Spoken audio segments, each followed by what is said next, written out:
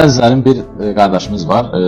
Hardasa 2 il əvvəl sağ olsun, zəng edirdi, əlaqə saxlayırdı, bəzi ailələr götürürdü. Məsəl üçün, ən azı bir ailə imkanı idi da, 30 ailə, 40 ailə, 50 ailə bu adam götürürdü məndə, əlaqə saxlayıb götürürdü.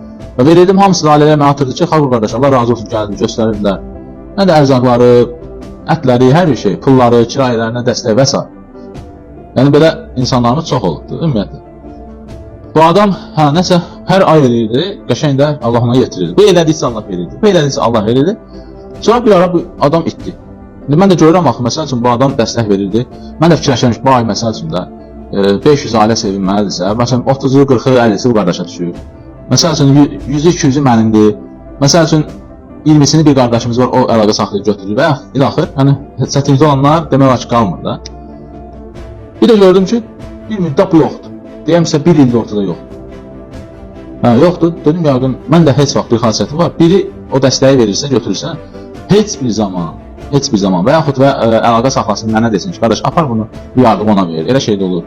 Apar o pulu ona verir və yaxud elə şey də olsa belə, heç bir zaman ən çətin anında o adama demərəm ki, qardaş, mənim falan ailəmin dəqiq orada çətinliyi var falan.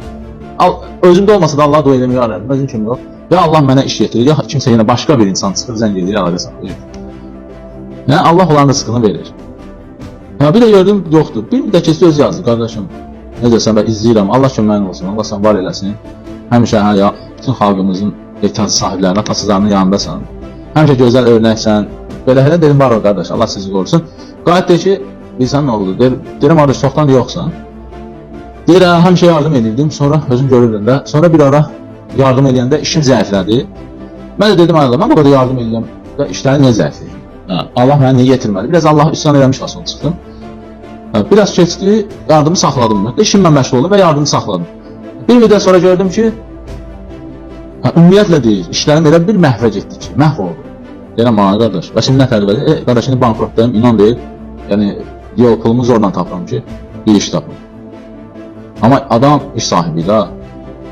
Nədir, dedim, gözəl qardaş, bax, görürsənmi? Yəni, bir şey eləyəndə Allahla şərt qoşmamaq lazımdır. Bax, adam dedi ki, bankrot oldum, bildiyiniz bankrot, sıra düşüb. Dedim, gözəl qardaş, Allah səni qorusun. Bax, Allahla şərt kəsmək olmaz. Kim mən bunu verirəm, Allah mənə mütləq yetirəcək. Sən verirsən, Allah səni yetirəcək. Sən verirsə, o yetirəcək. O qədər insanlar olub, Allahla deyir, o yerdə yarışa girib, o verib, Allah verib, o verib, Allah verib, axır bir nalqızım, Allah o qədər verdi ki, mən heç atdıramadım. Sən verirsə, o verəcək. Amma sən desən ki, mən bunu verirəm, Allah da mənə vəzir mütləq verməlidir. Allah sabah sənə sınaq üçün hər şey var, Allah, elə belə. Sən verə, Allah. Bu sənin sınağın idi. Görüm sən Allahı sevib həqiqətən. İndi sənin hər şeyin olmayanda tutaq ki, bundan 2 dənə idi. İndi yoxdur, bir dənə qalıb. Sən görün bu bir dənədən də bölüb verə biləcəksənmi? Sən bu bir dənəni bölüb verə bilmirsənsə, Allah sənə artıq bunu da alır, bunu da alır. Həm bu dünyanı, həm bu dünyanı itirə bilərsən. Amma sən bu bir dənəni bölsən, Allah görür ki, mən bundan bunu aldım, test elədim bunu imtahanını. Bu bir dənəsini yarıda böldü, yenə də paylaşa bildi. Onda Allah sənə birdən bunun 100 dənəsini də yetirər. Yəni, deyir, dönərgəni döndün. Ona görə də bu çətin imtahanları anlayın ki, hər bir sınaq, başınıza gələn hər bir şey Allahın bizə sınağıdır, qardaşlar.